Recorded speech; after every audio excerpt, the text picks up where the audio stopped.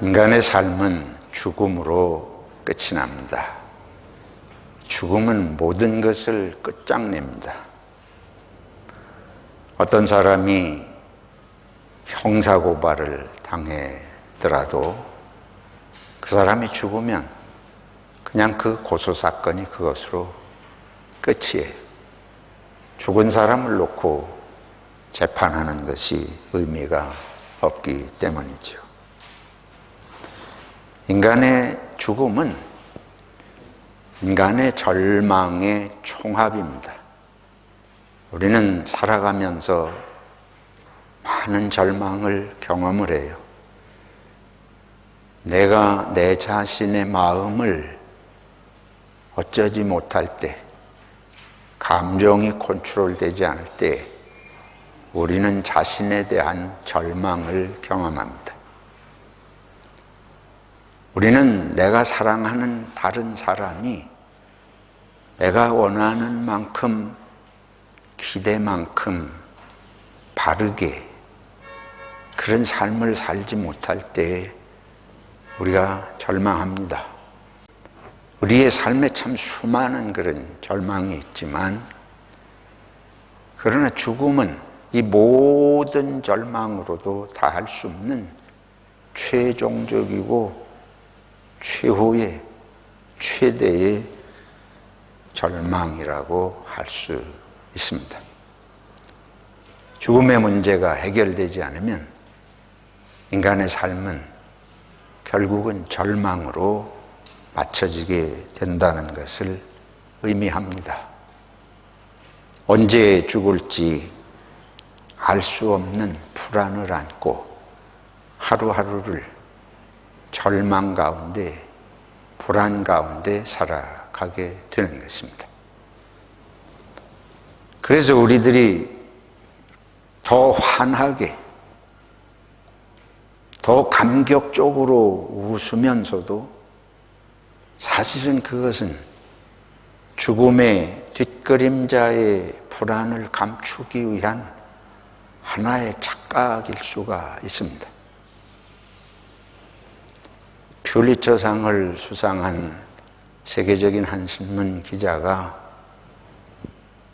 자기 평생 수많은 사람을 인터뷰하면서 자기가 얻은 결론 하나는 모든 사람이 불안을 안고 산다는 사실이다 라고 말을 했습니다.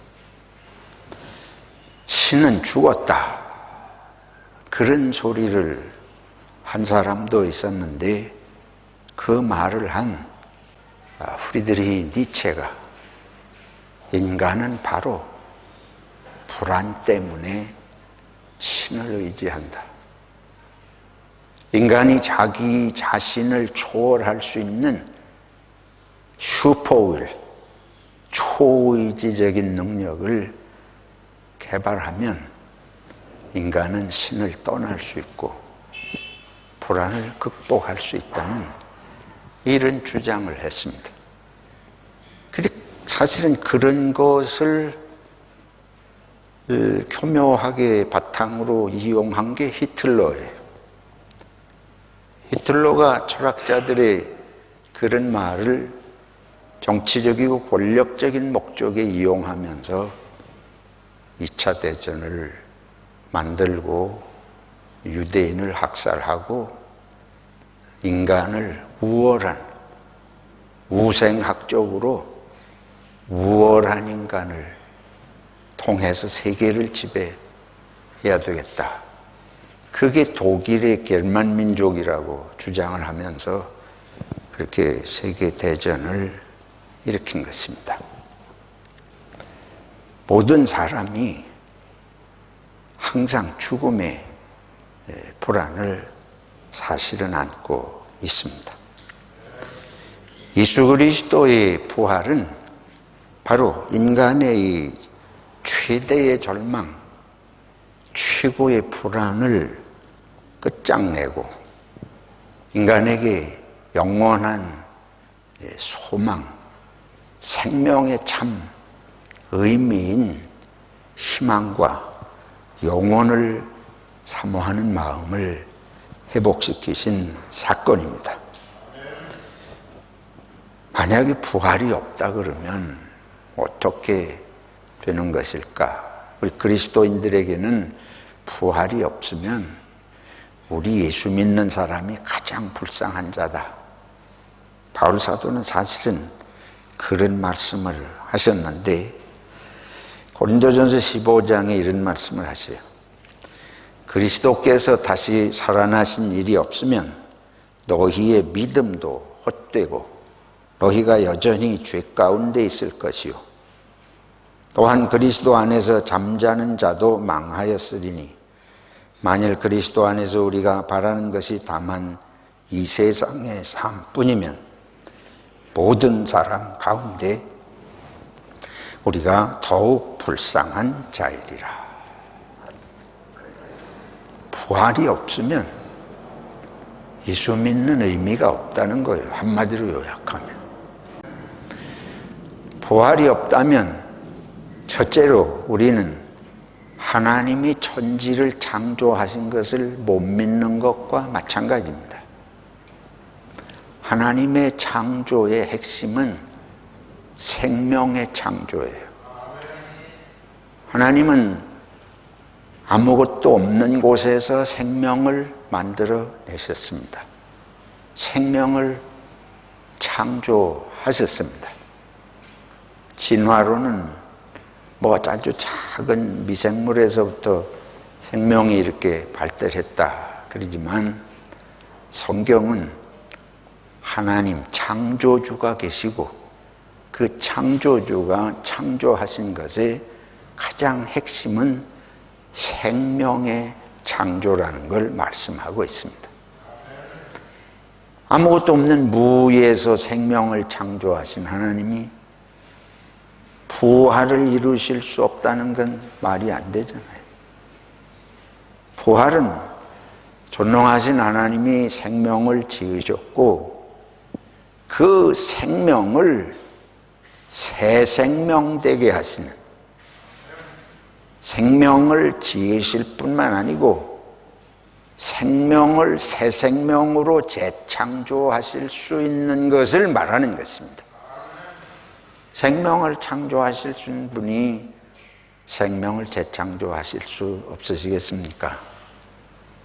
그러니까 창조주 하나님을 믿으면 부활은 당연히 믿을 수 있는 것이고, 부활을 믿지 못하는 건 역으로 창조주 하나님의 생명 창조를 믿지 못하는 것입니다. 그래서 부활을 믿지 못하며 예수를 믿으면, 부활을 믿지 못하며 하나님을 믿으면 이건 앞뒤가 맞지 않는 것이고, 무슨 하나님을 믿는지 자기도 모르면서 신을 찾는 그런 것밖에 되지를 않는 것이에요. 그래서 그가 믿는 신은 전능한 생명의 창조주 신을 믿는 것이 아니고 우연히 인생이 잘 되도록 도와주는 어떤 그런 하나의 자기를 재앙은 면하고 좋은 일은 생기게 해주는 우연의 어떤 그런 세력을 믿는 것에 불과한 것이에요. 그러니까 그런 우연한 어떤 세력이 자기를 잘되게 해주고 불행을 면하게 해준다 하는 정도의 신앙, 그런 정도의 신을 믿어가지고는 자기 생명을 거기 헌신할 수가 없는 거예요. 자기 삶의 가치관을 바꿀 이유가 없습니다. 초대교회의 사도들이 예수 그리스도의 부활을 오늘 사도행전 우리가 읽었습니다. 그리고 요한복음에 읽었어요.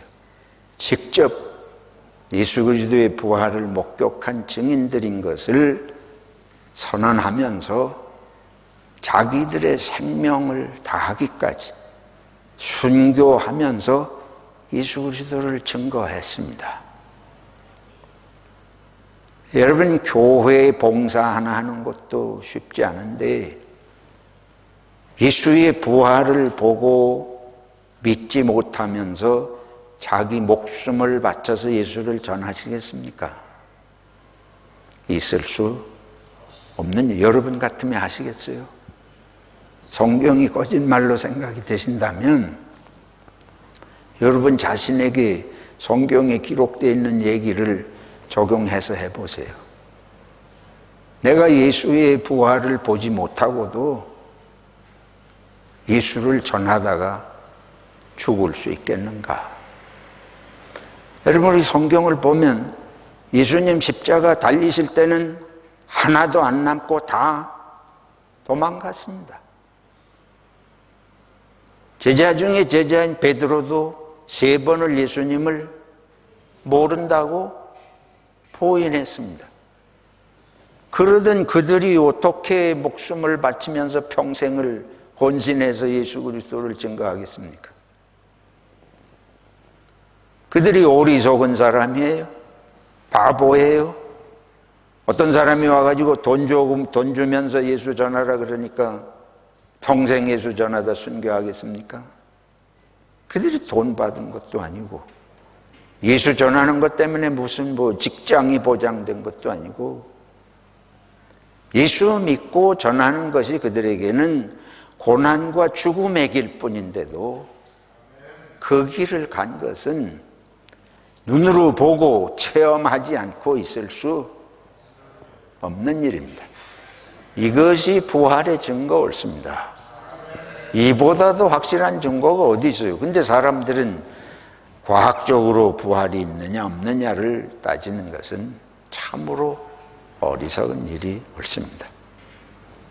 부활은 창조주 하나님을 믿으면 당연히 믿을 수 있고 믿어야 하는 거예요. 왜냐하면 하나님의 전능하심은 생명의 창조에 있기 때문입니다. 하나님의 전능하심은 육체적인 생명의 창조뿐 아니고 우리의 심령을 지으신 하나님의 속성을 따라서 우리의 성품을 지으신 그 하나님의 능력을 믿는 것입니다. 부활의 중요한 의미는 첫째, 지금 말씀드린 대로 부활을 믿는 것은 생명 창조를 믿는 하나님의 전능하심을 믿는 것이기 때문에 이건 상통하는 것이고 중요하다. 둘째, 부활의 중요성은 하나님의 사랑을 믿기 때문에 부활은 중요한 것입니다. 하나님은 사랑으로 생명을 지으셨습니다. 당신을 위해서 이용하려고 당신 앞에서 재롱을 부리는 걸 보고 즐거워하려고 사람을 또는 생명을 지으신 것이 아니고 하나님은 당신의 영혼을 집어넣으셔서 참된 사랑으로 생명을 지으신 것입니다. 그런데 그 전능하신 하나님이 생명을 지으실 수 있는 하나님이 사랑으로 지으신 생명이 죽어가고 죽음으로 끝장이 나는 것을 보고 있으실 리가 없으시잖아요.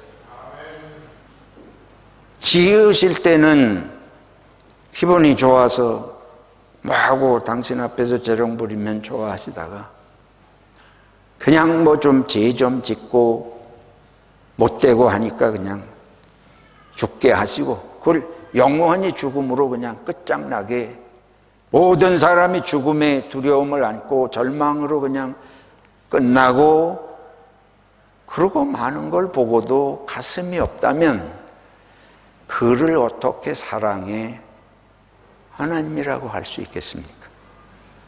그런 하나님을 우리가 어떻게 믿고 의지하며 우리의 인생의 소망을 가지고 살 수 있겠습니까? 하나님은 사랑으로 지으셨고 그것은 생명을 사랑하시기 때문에 이 생명을 사랑하시는 하나님은 당신이 지으신 생명을 반드시 절망과 죽음으로 끝나게 하실 수 없으신 분입니다. 본성이 그렇습니다. 하나님은 이 마음을 사람에게도 심어주셨어요.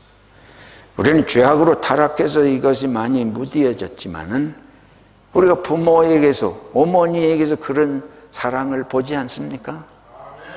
자기 자식이 시들어가고 죽어가는데 그거를 그냥 아무런 마음에, 아무런 가슴에 아픔도 없이 그렇게 보고 있을 부모가 어디 있겠어요? 그거는 자식이 죽어가는 게 아니고 누가 죽은 거예요?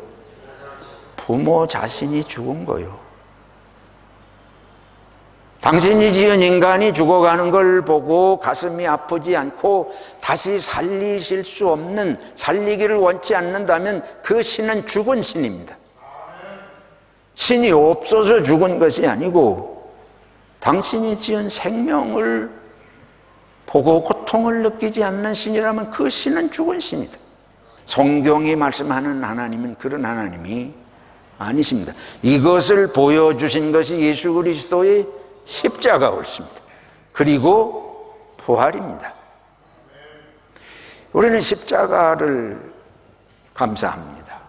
왜냐하면 십자가를 통해서 우리의 죄가 용서함을 받았기 때문에.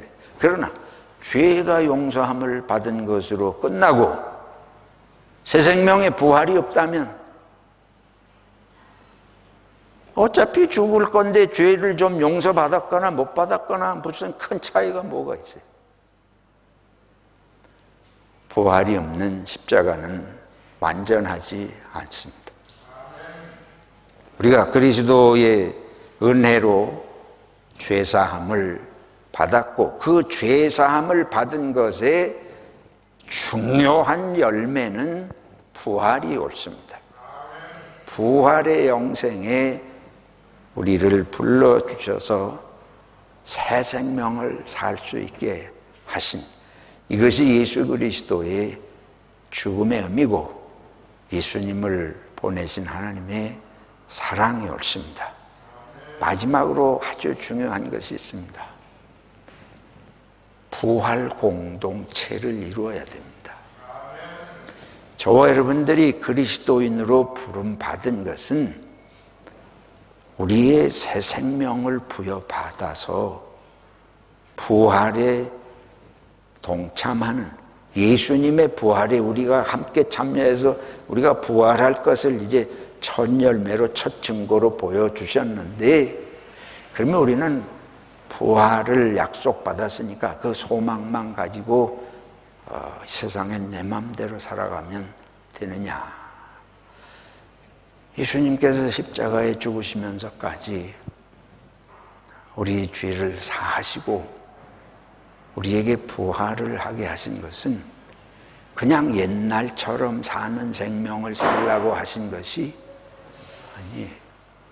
부활 생명은 죽었다 다시 사는 것이 아닙니다. 부활은 나사로가 죽었다 다시 산 거하고 예수 믿는 우리가 부활하는 거하고 달라요. 뭐가 다릅니까? 부활은 새로운 생명으로 다시 태어나는 것입니다. 예수님은 성경에서 성령으로 거듭나야 할 것을 말씀하셨습니다. 성령으로 거듭나는 것은 사랑하고 사랑을 순수히 받을 수 있는 본래 하나님이 지은 생명의 본질을 회복하는 걸 말하는 겁니다. 죄사함을 받았다고 하는 것은 용서받는 것으로 끝나는 게 아니고 사랑의 본질이 다시 회복되는 존재로 구원의 은혜에 참여하도록 부름받은 것을 의미하는 것입니다. 그래서 이제 우리가 부활을 믿는 사람들은 부활의 생명에 맞게 살 결심을 해야 될 줄로 믿습니다. 그게 무엇이냐? 예수님께서 부활하시고 제자들에게 다시 나타나셨어요. 오늘 우리 요한복음 20장을 읽었는데 그 뒤에 가면 그 부활하신 예수님이 제자들은 다 예수님 돌아가시니까 실망해가지고 갈릴리 자기 고향에 돌아가서 오부 생활로 되돌아가는데 예수님이 거기 다시 나타나셨습니다. 그리고 예수님 말씀대로 밤새도록 고기 못 잡던 그들이 예수님 말씀대로 하니까 고기가 또 가득하게 잡혀요. 그래서 생각해 보니까 자기들이 처음 예수님에게 제자로 부름받던 그 밤에 일어난 일이요. 그때서야 예수님인 줄로 깨닫고 예수님 앞에서 놀라고 감격할 때에 예수님께서 같이 조반을 잡수시고 베드로에게 물으셔요. 너무 잘 아시는 베드로에게 3번을 물으십니다. 네가 나를 사랑하느냐? 내 양을 먹이라. 내 양을 치라. 이게 부활 이후에 부활을 믿는 그리스도의 제자들의 삶에 대한 말씀입니다. 이제는 물고기 잡는 거에 집착하지 말고 주님 사랑하고 양을 먹이라. 그거는 저 들판의 양이 아니고 하나님의 백성들을 사랑하라. 이게 우리들에게 부여된 부활 생명의 은혜고 축복이고 사명입니다. 그래서 이제 우리는 예수 믿는 사람들은 예수님의 부활 생명처럼 살기로 결심하는 거예요. 날마다. 우리의 기도는 날마다 그걸 기도하는 것입니다. 그래서 이제 가정에서 부활 가정이 되어야 돼요. 가정에서 우리가 이전에 살던 저 여러분 속에 있는 육신적인 모습. 여기 골로새서 말씀을 읽었는데 우리가 부활을 체험하고 예수 그리스도를 믿으면 땅의 것이 아니고 위의 것을, 하나님의 세계를, 다시 말해서 영원한 생명의 가치관을 가지고 살라. 그러니까 가정에서 맨날 돈 벌고 그거 우리가 몸에 배 있잖아요. 가지고 이웃이 잘 되면 시기하고 돈 조금 더 벌리면 기쁘고 직업이 조금 불안하면 불안에 떨고 우리도 세상 사람처럼 별짓 다 해서라도 어떻게든지 위기나 모면하면 되고 남에게 다 뒤집어 씌워서라도 나만 따뜻하면 되고 우리 날마다 살아가는 모습인데 이제 밖에 나와서는 그럴듯한 것 같아도 집안에 들어가면 다 나오잖아요. 근데 결심을 잡고 하는 거예요. 우리 가정이 예수 부활 생명 가치관을 그래서 성경이 말씀하는 가치관을 읽고 그걸 좀 그렇게 살려고 해보자. 이런 결심이 있어야 할 줄로 믿습니다. 성경 말씀의 가치관을 가정에서 심고 교회가 뭐 하는 데냐? 교회는 그 가치관을 이루려고 노력하는 공동체인 줄로 믿습니다. 근데 이게 교회가 저나 여러분이나 교회 처음에 다닐 때 다 은혜가 있어요. 뭔가 좀 다른가 이렇게 신기하게도 보고 또 성령 받고 체험할 때는 다 그렇게 놀랍게 변화도 되고 하는데 조금 지나다 보면 예수도 없고 성령도 없고 사랑의 가치관이고 뭐고 다 나발이고 세상 사람은 똑같이 되잖아요. 하나도 다를 게 없이 똑같이 자꾸 돼버려. 이게 세상에게 우리가 점령당해서. 그 왜 그러냐? 10사람의 순경이 한 사람 도둑을 못 당하는 식으로 저 여러분이 10명이 신앙생활 하다가도 한 사람 세상적인 가치관 가지고 들어온 사람이 휘저으면 우리 속에도 그 똑같은 본성이 여전히 있기 때문에 금방 그렇게 돼요. 금방 그렇게 돼요. 그래서 여러분이 교회 와서 내가 교회가 교회 아닌 공동체 되게 하는 역할을 하고 있지 않은가 한번 좀 반성해 보면 좋겠어요. 내가 이 교회가 예수의 부활 공동체, 뭐 교인 많고 적은 거 상관할 거 없어요. 많으면 더 힘들 뿐이에요, 사실은.